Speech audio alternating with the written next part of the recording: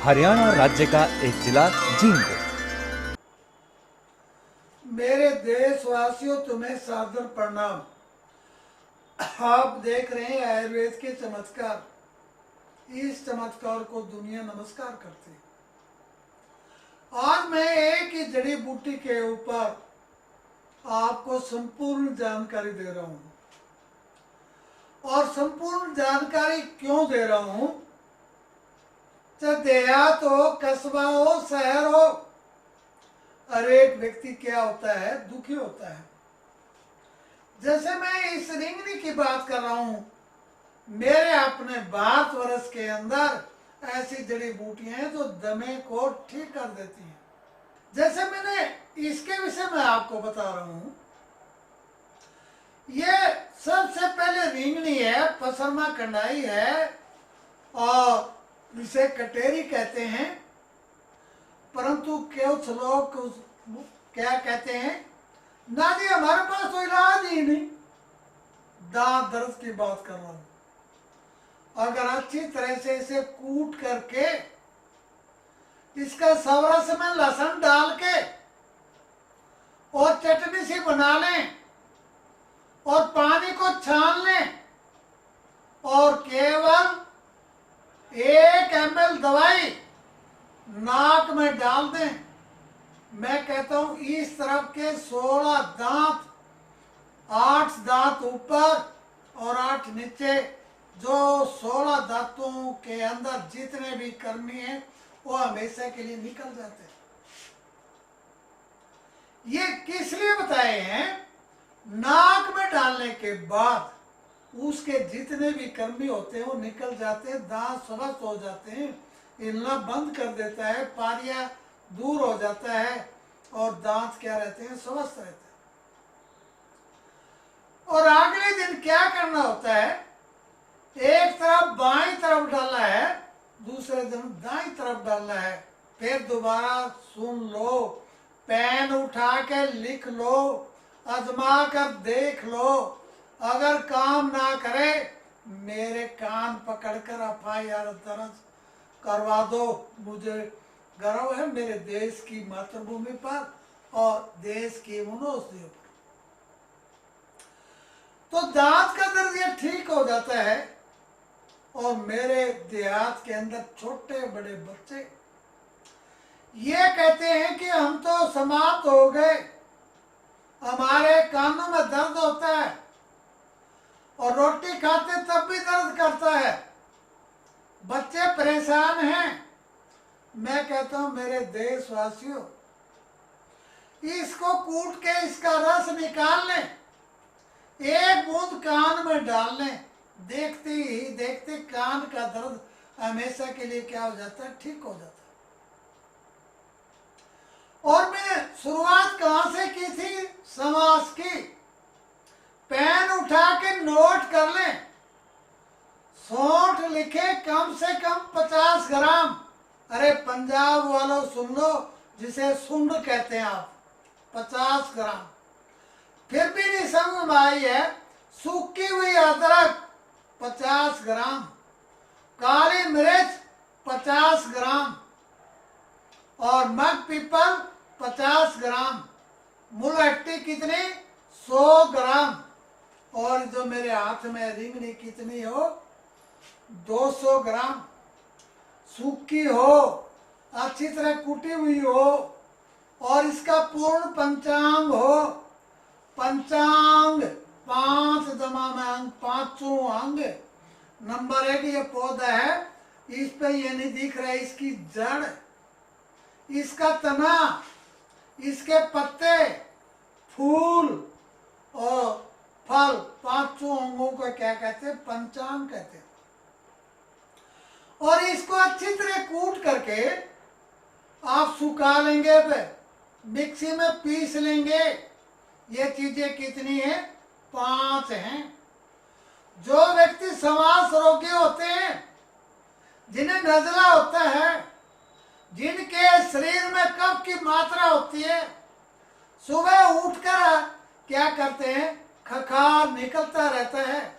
किसी को खखार गोलियां बनकर निकलता है, किसी को खखार पीला गंड होता है और किसी को खखार आता है, उसमें खून होता है। मेरे देशवासी फिर सुनिए, मैंने आपको 5 चीजें बताई हैं, इनके नाम दोबारा नोट कर लें।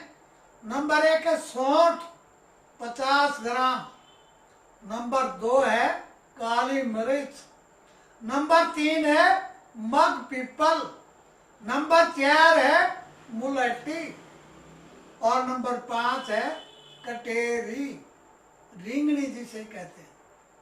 अच्छी तरह से आप क्या करोगे, इसको अच्छी तरह से कूट के चूरन बना लेंगे, बारीक चूरन बना लेंगे और अच्छी तरह शहद में मिलाकर 1 चम्मच चूरन और अच्छी तरह से शहद में मिलाकर 2 गोली बनाकर गर्म पानी के साथ निगल जाएंगे। दुनिया की कोई ताकत नहीं है उसे सांस रह जाए या उसे नजला रह जाए या उसे जुकाम रह जाए, जिसे छींके आती है उसे दे दीजिए। अरे दुनिया वालों, एक करिश्मा होता है मेरे हिंदुस्तान में होता है।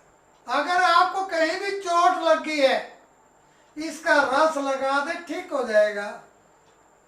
और कहीं भी कितना घाव हो, ये बिल्कुल सुबह लगाओगे, शाम तक इस घाव को क्या कर देगा, भर देगा। इतना ही नहीं, चाहे सूखी हो चाहे गिल्ली हो, परंतु मेरी इच्छा ये है 6 महीने से ज्यादा ना हो। कितने महीने? 6 महीने से ज्यादा ना हो। और जब लंबी बीमारी के अंदर और व्यक्ति क्या हो जाते हैं, बिस्तरे पर पड़े होते हैं, विटामिन डी की कमी हो जाती है, चमड़ी कमजोर हो जाती है, धूप नहीं लगती है, उनके बेड सोल हो जाते हैं, उनके फोड़े हो जाते हैं। मैं कहता हूं मेरे देशवासियों, जो डॉक्टर नहीं कर सकते वो काम आप कर सकते हो, ऐसा किया करें। और बेड सोल के ऊपर इसका सवरस लगा दिया करें। मेरा अपना जिंदगी का तजुर्बा है, कम से कम मैंने अनुभव किया है 10-15 दिन के अंदर बेड सोल क्या हो जाता है, समाप्त हो जाता है। वो इतनी बात को यही छोड़िए। कई व्यक्ति ऐसे मिलते हैं जिनको बेड सोल हो जाता है, उनके बेड सोल में से पसल आते रहते हैं। पसल क्या है? सफेद कोशिकाएं, बाहर से जाने वाले वायरस या विषाणु आपस में लड़ते हैं। सफेद कोशिका और बाहर से जाने वाले वायरस और विषाणु आपस में लड़ते हैं और उनके मलबे को हम पसल कहते हैं और वो पसल निकलते रहते हैं। मेरे देश की माताओं, मेरे देश के भाइयों, क्यों न इसका फल कूट कर उन्हें खिला दिया जाए और खिला देने के बावजूद अच्छी तरह से वो क्या होते हैं, स्वस्थ हो जाते हैं। अंदर के पसल समाप्त और बाहर से ये औषधि कटेरी क्या करती है, उस घाव को शुद्ध करके शिकर भर देती है। अगर आपको बेड सोल ठीक हो सकता है, कोई भी फोड़ा फुंसी हो आपके शरीर पर, कूट कर इसके बीज लगाने से वो भी क्या हो जाते हैं, ठीक हो जाते हैं। अगर मान लीजिए आपको कहीं भी चमड़ी रोग है, उस चमड़ी रोग के विषय में फिर दोबारा आपको दोहराते हैं। आपको फोड़ा हो जाता है, फुंसी हो जाती है, दाद हो जाती है, तो ये इसी जड़ी बूटी के बारे में फिर हम आपको जानकारी दे रहे हैं।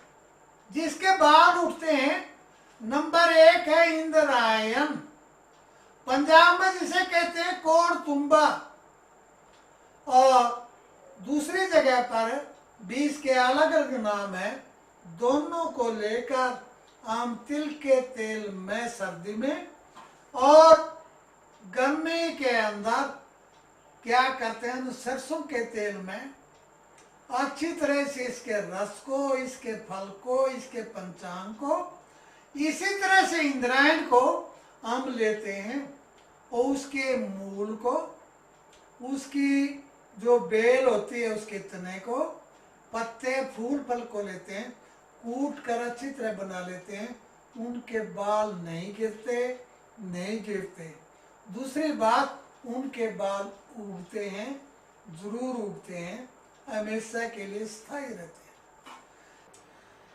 हैं। इसका जो मैंने 62 से लेकर आज तक प्रयोग करता आ रहा हूं, एक व्यक्ति पर नहीं लाखों व्यक्तियों पर इसका कोई साइड इफेक्ट नहीं हुआ, कभी रिएक्शन नहीं हुआ, हर बार सफलता मिली है। ऐसी सफलता मिली है जो दुनिया में कभी ना मिली हो। क्यों नहीं इन जड़ी बूटियों की हम जानकारी रखें, लोगों को सिखाएं, लोगों को बताएं, जो बहुत जरूरी है। इसका प्रयोग हमें करना चाहिए।